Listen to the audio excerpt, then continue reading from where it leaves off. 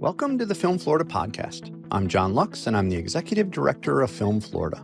Before we get to our interview, if you're not already a member of Film Florida, please consider joining at filmflorida.org. Please also consider going to our website and donating $20.24 for our 2024 fundraising campaign. Visit the Film Florida merchandise page at filmflorida.creator-spring.com to purchase Film Florida t-shirts, sweatshirts, coffee mugs, and more. All merchandise proceeds go to the Film Florida Filmmaker Grant and Scholarship Fund. Amy Paskow is an award-winning visual effects artist with credits on some amazing projects, including The Lion King, Suicide Squad, The Legend of Tarzan, The Jungle Book, Maleficent, Rescue Me, and Boardwalk Empire, just to name a few. We talked to Amy about the evolution of visual effects, her career, her newest venture as owner and CEO of New Wave Color, and more on this episode of the Film Florida podcast. Here's my conversation with Amy Paskow. Welcome to the Film Florida podcast, Amy. Hi, nice to be here. Thank you. So let's start at the beginning. Give us your backstory.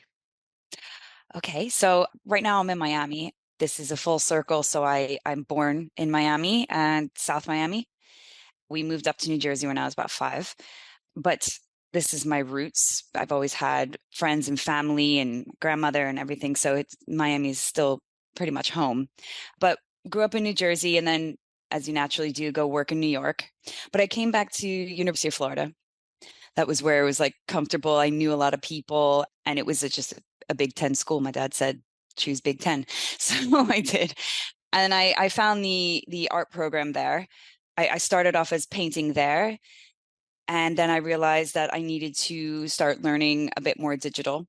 So I started getting into that. And then I started moving out to New York and looking for jobs there.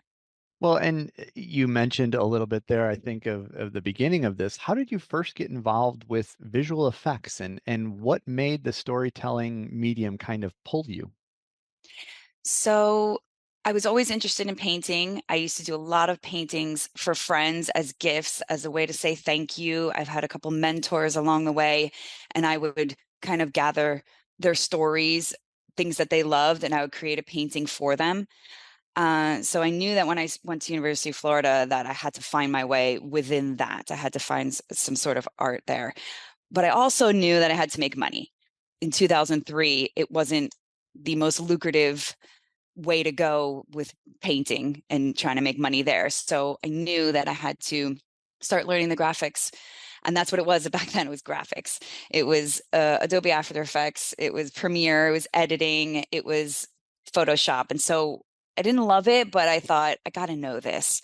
So I started to do things like that and use just artistic skills to get myself involved and eventually a job. And then afterwards, somebody gave me a job, of all things, designing underwear.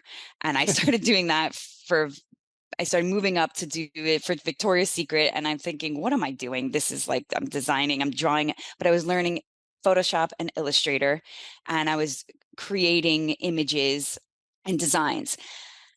And then somebody gave me the Lord of the Rings books. I read them all, fine. But then the movies came out, and having read the books and felt it all and envisioned things, and then to see on the big screen what they actually did with it, it was like, whoa, hold the phone. What is this? And that was it right there. That was my moment in the theater. How do I do this? And at the time I was in New York, I didn't know anything about what they were learning in Europe. In London, the Harry Potter films were going on at the same time. And I started watching those with the sound off because I knew the story was so complicated. I'd already read Lord of the Rings. I had enough fantasy. I just wanted to see what they were doing. And what they were doing in London was also incredible. The effects they were creating, the environments they were creating. I had to find a way. So I started researching matte painting. They didn't have it in New York. What they had were flame ups and color studios. So I said, fine, I'll try that. That was also big money at the time. You can make something like $800 to $900 a day, which was attractive. So I said, I'm going to learn this. And I started off as a night shift at a company called Rhino Effects. And this was so hard. I mean, you had to start off as a night shift because you had to work your way to become a senior flame up to work during the day where you had clients sitting in the back paying very expensive prices to watch you work and deliver the best product you could possibly because time's ticking and the money's going. So the pressure was very intense. It was very technical. And I would go to work at 8 o'clock at night in New York and come home at 4 or 5 in the morning, having had to finish something for the senior artist to present the next day. That was a mess. I had to stop that because it wasn't artful enough. What were we creating was a little sliver of something here, a little mountain here, some color correct. I was doing a lot of beauty work, which was very cool, but where was the Lord of the Rings? So I knew I had to keep going. So I decided to get as many matte painting jobs as I could find in New York. I started contacting all these companies. Oh, we have the slightest project. We have one shot. We need a background. Can you do it? Yes, I can. You're only going to work for 2 days. Fine. So I starved a little bit, but I created this portfolio that got me into Noman. I went over to Noman, LA. I picked up 2 suitcases from New York and I went over there with no job. I think I had a place to live. I'm not sure. And I worked my way in there. I worked at the front desk so that I could have access to the class and all the videos, which had Dylan Cole and Robert Stromberg and all the attractive best in the world matte painting videos. And I just sat and watched those all the time. And that was my way that I got there. I mean, it continues on from there, but I'm sure. Sure. Yeah, and which we'll get to. But I mean, so like you started talking a little bit about some software and you dropped a couple Yeah. of technical things in there. Talk about, you've seen the technology evolve in the last 20 plus years. People like will start at kind of the beginning if they want to get involved. Where should they start from a software standpoint in terms of learning things, kind of the basics? Basics is before you even get into software, you have to know your color composition, depth cues, light direction, all of these things, and train your eye and look at actual art. So, this is the first thing. If you don't have that, none of the software is going to really work for you. So, I'm sure if you're looking to be a matte painter, you're going to read that time and time again. So I just wanted to blanket that and say that first. Hmm. Then you get into Photoshop, of course, because that's where you're photo bashing, right? And you're putting things together. You have to bring in your plate, which you need Nuke for. So Nuke is your second best friend. You bring in your plate, you get all your overscan, and you kick it out to Photoshop, and you start your large matte painting from there. You bring it back into Nuke. That's your 2.5D projection workflow. So these two are your absolute musts. When you're getting into more 3D matte painting, you're going to need Maya, of course, but these are also a bit old school. I think with the large elephant in the room, I'll say it, Unreal. I think some of this stuff might go away, Hmm. but not yet. I don't think companies are ready yet. They're getting ready. So have it on your radar, download it, be with it, know it, and soak it in. But also, you need to know your basic pipeline in case companies aren't ready. So you've got Maya, you've got Blender, which is where you're working with your models and you're texturing at the same time. You've got Mari, which is also texturing. I don't know how many people are using Mari, but that's where I started. I think there are better painting 3D texture programs out there. Gaia is another one, which is more like a world building, and you can do lots of nice topography that you can then bring into Houdini, or you can just use for projections as well. It depends on how high res you need your projection geo to be. If you don't need it, if you need a basic projection geo, you can do it in Nuke or Maya and just toss it in and project on that. But if you really need high res geo, you're going to need to learn to model a bit more. And if you're going into environments, Houdini is also very good for scattering. You could do scatter tools in Maya, but Houdini is much better if you have a TD to make it. You talked about how you started in kind of the traditional art form of drawing and painting. How important was that, or was it at all, to have that as kind of your baseline before you went into the visual effects kind of things? It's funny because unless you're a concept artist, you're not really drawing that much in matte painting. Matte painting has a lot to do with photos and plates and Hmm. references, things that the supervisors bring back from shoots, either on set or when they go on location and bring back reference photos if you're lucky. So you don't draw that much. However, drawing gave me the basis of composition and light and form. Also, with studying art in general, how are you really composing the weight of a shot? If it's too heavy on the right side, it's going to look off. It's going to look imbalanced. If you're using too many images or it's too busy, where do you soften it out? Where do you remove, create negative space, create positive space, make certain things pop out just using color or just using shading, switch the lighting around. If you're on a hill and it's coming from your left and it's too strong, maybe your eye is going in the wrong way. Focal points. I mean, these are all things that you learn when you're drawing and painting. So if you don't have that, you're not going to be able to look at a shot and figure out what's wrong with it, because that's what visual effects is. And that's what we're constantly doing. We're constantly looking at shots and figuring out, why does this not work? More so than we figure out why it does work. Hmm. Every supervisor and director and artist is coming in and looking at it fresh eyes. They're trying to figure out what's wrong with it. And your job as a matte painter is to say, I know exactly what's wrong with it. It's because of this, and Right. that comes from painting and drawing. Well, you've used the term digital matte painter, and it occurred to me that maybe somebody listening doesn't know exactly what that is. So give us a kind of a brief explanation, a definition of what a digital matte painter does. So every matte painting department builds it in different ways. They either blend it with 3D or they separate 3D, and they have a separate environments department or strictly matte painting department. I think it's a lot more blended now, but when I started, we know that it used to be paintings on glass and all of this. But what it was when in 2003, probably till about, I don't know, 2019, something like this, maybe earlier, was that you get plates, you get shots that you need to remove green screen or you need to replace the background entirely. It's from the middle of the shot backwards that you're really focused on as a matte painter. How do I create this seamless environment back there? What you're doing is you're referencing real life lighting, real life environments. You have to find references that have the same lighting as your shot so that you can replicate it. You are a realist painter digitally. You're not redesigning light. You're not redesigning what things look like in the real world. You're not making stuff up. You are trying to make it exactly as it should look to a human. And that's the biggest part that you always have to remember, because people want to get creative with it. But no, it has to be absolutely perfect. And Amy, you're credited as the digital matte painter in a number of different projects, but specifically, Suicide Squad, Alien Covenant, The Jungle Book, and others.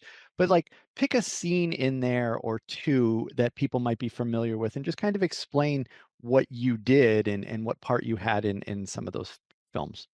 The best one was Alien Covenant. This was probably the most exciting project that we got in. We had a whole sequence come in that was a bit last minute. Ridley Scott had decided, we had planned for it. We got lots of references. He went and he shot all these beautiful references in Milford Sound, which is in New Zealand. So this was a matte painter's dream. You had all these beautiful mountains, different lighting conditions to work with, because when you're matte painting, if you don't have a photo with the exact lighting reference that matches your plates, you're in a little bit of a world of pain. You're getting rid of lighting, you're relighting photos, you're changing light directions, you're flipping things around, you're pulling things around. But Ridley Scott gave us lots of lighting conditions and angles. So also, if your angle isn't correct, if it's too high, then the perspective isn't right and it's not going to sit in with your shot. If the camera that they shot with is looking a bit lower or down and you don't have those references, also a world of pain. Then you're just creating it all from scratch, which you need a group of photos that look very similar. So when you're referencing, you have to find maybe 10 photos that somebody took from the same world that it all kind of looks the same. Otherwise, you're color correcting, you're breaking the images apart, you're really bashing them in to fit. So we got lucky on this show. So we had a massive sequence that I was the lead on, and we just got to create such beautiful images. And it was a bit last minute, but it was fantastic. Now, you also have experience in pre-production, and for those that may not fully understand the visual effects and the matte painting part of the project, you think, well, visual effects is all post-production. That's all after everything is shot. But pre-production is also really important. Talk a little bit about what goes in to the pre-production side from your perspective. So pre-production is a bit of an anomaly if you're in post. It it's a bit of a magical place where all these amazing concepts come through to you, and you get them at the beginning of a project, and it is the most exciting thing. And you just look at these fantastic artists and you go, oh my God. And this is what happened on Lion King and Jungle Book, but it doesn't happen on every show. Mhm. So what happened with Night of the Museum was I had already done Maleficent with this one supervisor, and we got a great working relationship. And there wasn't a ton of pre-production that we got through. And every once in a while, if a film hasn't had that process happen where they go through the art department first, create with the director all of your concepts and what your shots are meant to look like, a few stragglers will come through in post and visual effects, and basically they're not worked out yet.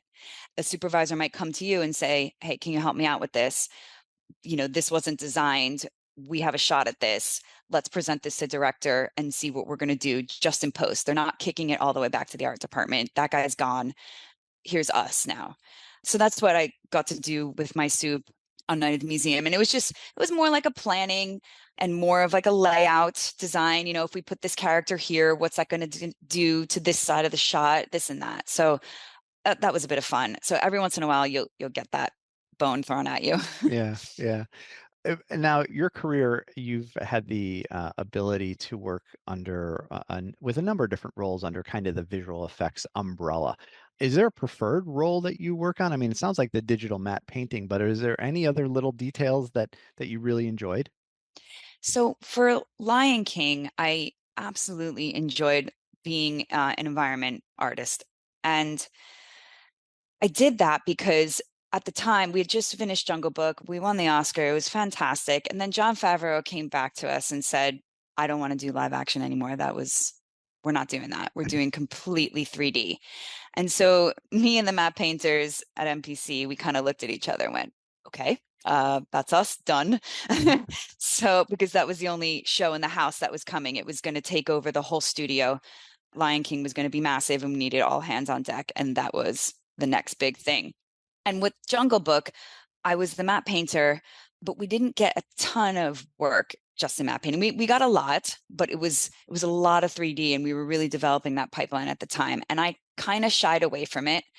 But in Lion King, I said, no, I'm doing this. So I had an amazing lead, Luca, and Luca Bonatti, and he taught me so much of the pipeline, and he worked with me for about 6 months. I had to learn the whole thing of the MPC pipeline. Oh, And everyone knows it takes time, but it was great. And then I was up and running, and I was composing my own sets, scattering my own work, and just creating the whole scene in Houdini.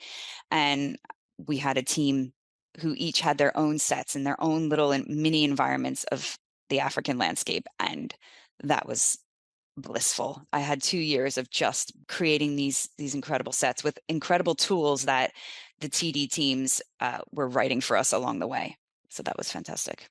and you mentioned some of the awards. You mentioned one in there. You have worked on a number of projects that have won some really impressive awards, including the BAFTA Award for visual effects on Poor Things, an Yeah. Oscar for visual effects on Jungle Book, a VES Award for outstanding visual effects in Maleficent, among some others.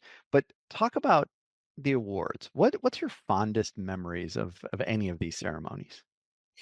Wow. Maleficent was probably the greatest because well, I shouldn't say greatest, but that was my first project in a proper film house. That was when I was in Vancouver. I had just moved out there and I was just trying to get my hands on as many matte painting jobs as I could. I was so excited, but I couldn't find the bulk work. And Vancouver was where I found it. And the first project was Maleficent. And it was the most incredible because Dylan Cole and Robert Stromberg were working on it. And those were the guys that I've been studying at Noman that I picked up 2 suitcases and went out to go learn from. And to be on a show with them, I mean, they weren't next to me, but their work kept coming through. And we worked so hard on it, late nights, weekends, everything. And to win the outstanding award for that was incredible. Jungle Book, also amazing time in my life.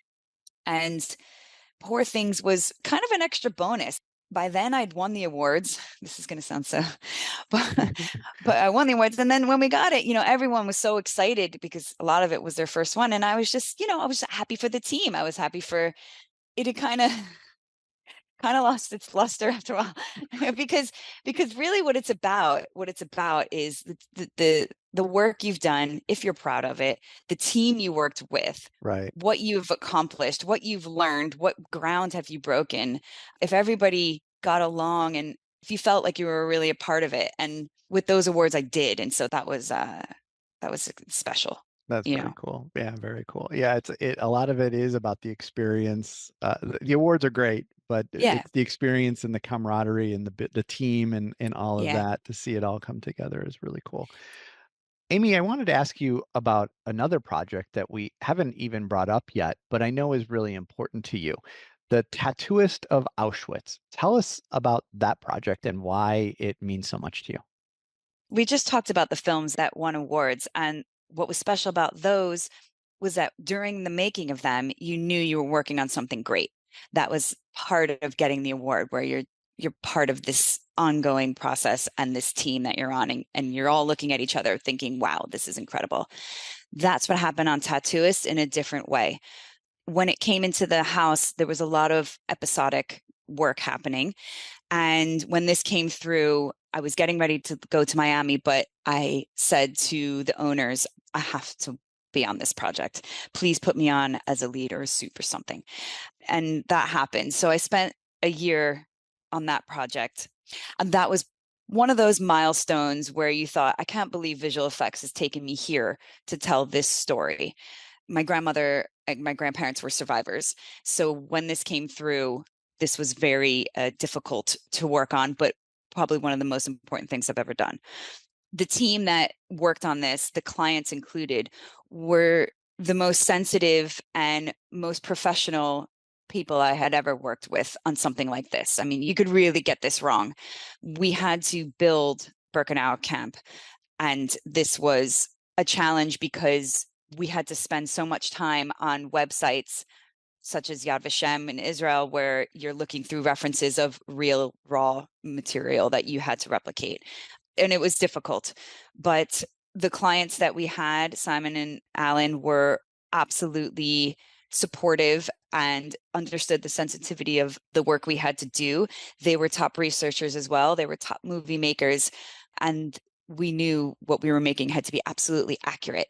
That was the other part of it. We were very much in touch with the Auschwitz Museum, and we had to make sure that they were happy with it as well. So there's a tremendous amount of pressure to get everything perfect the way it was in several stages of the building of that camp. There were construction stages that we had to understand. We had to understand whether there were crematoriums in that year. Were there 2? Were there 1? Had they built that one yet?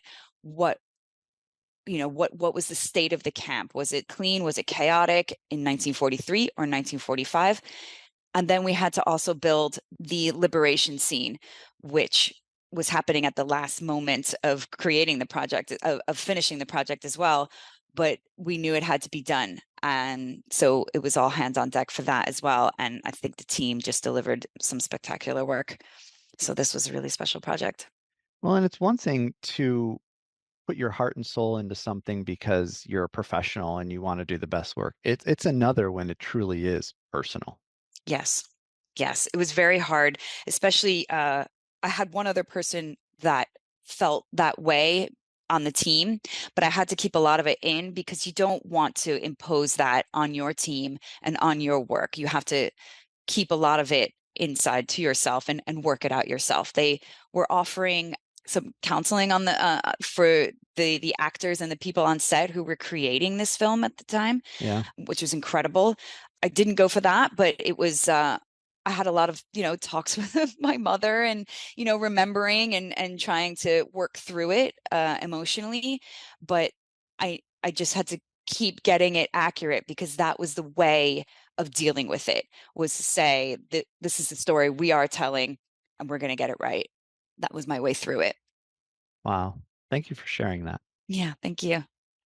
Now, of all the projects you've worked on as a visual effects artist, is there one that you look back on and say, like, I have no idea how we accomplished that? Like, the biggest challenge creatively that you can look back on and learn from?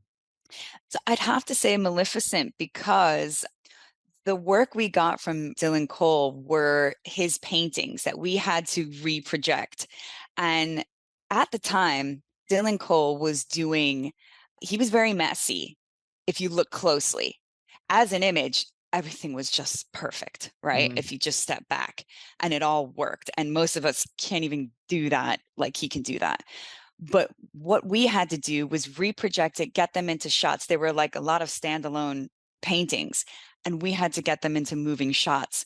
And a lot of it was just pain of undoing some of the masks and the color blending and the baked in atmosphere and just blurry brush strokes and it was painful. Mhm.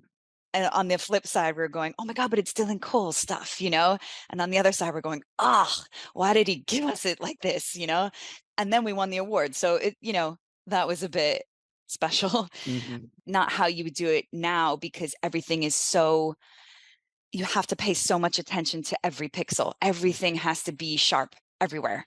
And that's not how Dylan Cole was at the time, but it was starting to become that way. So that's what they wanted, but it's not what we had to work with. So that was very challenging.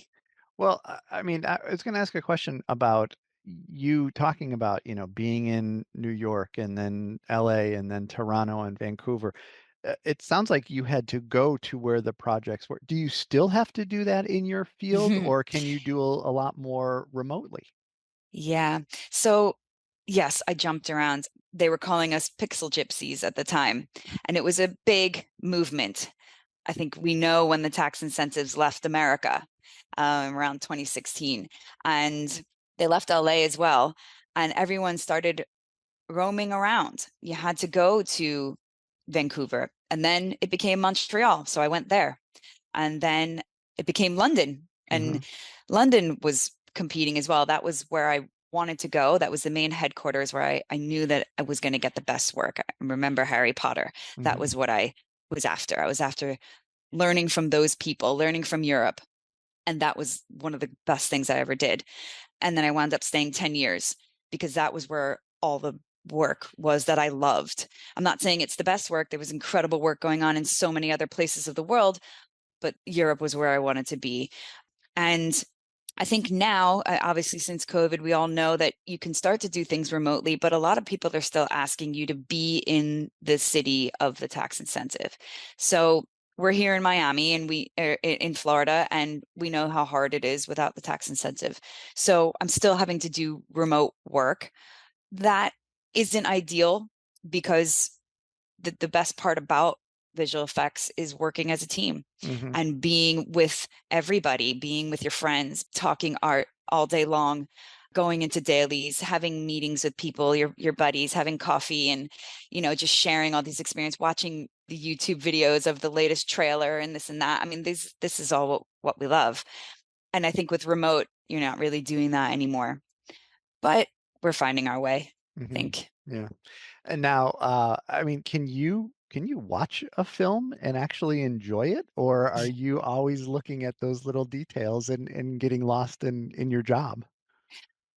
It depends. If it's I don't generally go to the big visual effects films. I don't know. It's not that interesting to me anymore. I like stories now. Hmm. I think now I'm less interested in shots and the actual work. I'm more interested in, supervising and more team building and things like that. So I've kind of stopped looking at things like that when I was really studying visual effects and building up my career and learning my ways because I just wanted to learn and be the best I could be. But now I've kind of calmed down. Yeah, I can watch and I like, stories, but obviously when it sticks out, you're going, "Oh, who did this?" Well, yeah, I mean, I think that that's one of the things is that if you don't notice the visual effects, then that means they're done well. Yeah. If you're starting to notice things, then you start questioning, and then you do get lost in that instead of the story, which is Yeah. obviously the issue.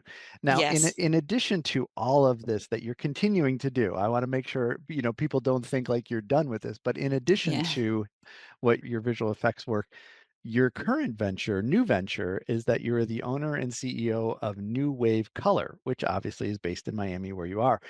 which provides custom color analysis for people. Tell us more about the company and what you're doing. Yeah, so this started as a side gig in London, and I got really interested in it.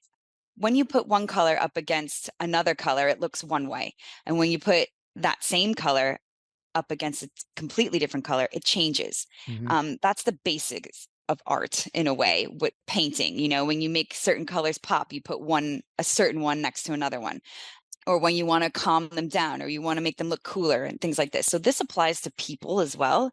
And I started noticing what it does when you wear the colors that match your skin tone and match your hair and eye color. And I found it really empowering. And I noticed it when I was going into work that people noticed me more when I was wearing the color that suited me and it was harmonious to myself. And I found it also important that people trusted me when I was talking about art because I was wearing it. Hmm. It seems a bit hokey, but it actually works. I then tried to do this as a team building exercise within my company at the time. And I found it interesting because I got a group of people, producers and artists who generally have a bit of friction during the day. They're either very close or they're fighting about something. Hmm. And I got them together on a lunch break and I did this color analysis for a lot of the women and we bonded. Everyone bonded and it became a tool of getting people together. It also helps women to empower themselves and men when they walk into a meeting or they walk into a session, a daily special, since especially in our industry where you're noticed, boom, someone's looking at you and someone's listening to you. And that goes for production, people trying to become a line producer or an executive producer or a supervisor. If you're a woman and you're trying to become a supervisor, let's face it, it's a bit difficult. Hmm. So if you're wearing things that make you stand out and look harmonious to you, you're being paid attention to. So that's what I kind of wanted to start bringing to people. And I just have a really good time with it. So that's what I'm doing. So it's kind of the modern version of saying, first impressions matter. Yeah. In this, it's a lot of that, but it's understanding the why behind what somebody thinks of when they first see it. Yeah. Yeah. Using color theory, using color psychology and using color analyzing. I have 48 different colors that I put up to people and I see the nuances that's happening to them when they wear each one. So I'm using that kind of expertise to help. You talked about a little bit from our industry perspective, but just in general, why is this important for people to know their colors? It creates a certain glow about you and it creates a certain psychological harmony that's happening when you're out and about in your day. It helps you with choices. So what you get is a color swatch book of your palette, which is so strange. And every color within that palette works with each other. So nothing is clashing or really standing out in a disingenuous way. So you can take that palette with you and you can use it to organize yourself, your makeup, your hair, your clothing, whatever. And it's an investment. You're not buying things that aren't going to work for you. Right. So yeah. And getting interested in this kind of, I mean, I'll call it a science because it sounds like it certainly is. Did you purposely get involved in this, or was this kind of an accidental thing that you realized is important and wanted to kind of take it to the next level? It was accidental. It was kind of just a fun thing that I was trying out. And when I got it done myself in London, I thought, oh my God, this is so much fun. I could do this on the weekends, on the sides. I do it to my friends. I did it to my sister. She loves it. And everyone's just having fun. And I found that with visual effects, I wasn't talking to enough people. I was always on my computer, just kind of with my head down, needing to do what I need to do. And this got me out. This got me really just having a good time. And I thought, I'll make it a business for now, just see what can come of it. And I'm meeting all sorts of really wonderful people that are interested I think and traveling. yeah, it sounds like a lot of fun and it sounds really cool. So that's fun. Tell people where they can learn more about your new venture, as well as any other of your work or your credits or anything like that. Tell us where we can find more about Amy. So I'm on LinkedIn. I have my profile on LinkedIn, but I also have newwavecolor.com. And I'm starting to put together a lot of my work, visual effects, paintings, and color analysis on this one website, just to see where I go with it. Eventually, I might want to do paintings for people again, because that's what I started out doing. I really enjoyed that, home decor paintings. But also, I'm looking into working with people who are using visual effects and creating the new pipeline, including Unreal. So I'm talking to a lot of folks who want to, especially here in Florida, who want to kind of break the mold of the lengthy pipeline that I feel is starting to go away. I sense that directors and supervisors are really wanting to trim the fat, given the budgets. People are afraid to spend money. The big studios aren't wanting to spend so much money anymore. I see a consolidation happening, and I see it available through Unreal. And I'm starting to talk a lot with people who are building that pipeline. So that's where I want to go. I'm trying to build it so that we are more on the pre-production side with an in-house post visual effects inside that. So then we can kind of do all of it in one go. That's where I'd like to go with it. So I'm going to be a bit busy trying to build these things, trying to build New Wave Color, and trying to also work with Unreal pipelines, but that's where I'm at. Excellent. Well, Amy, thanks for spending time with us today to share your story and share your expertise. And we obviously appreciate you being a Film Florida member as well. So thanks for being on the Film Florida podcast. Thank you so much. It was great to be here. Thanks, John. Thanks for listening to the Film Florida podcast. For more information about Film Florida, go to filmflorida.org and like or follow our social media pages.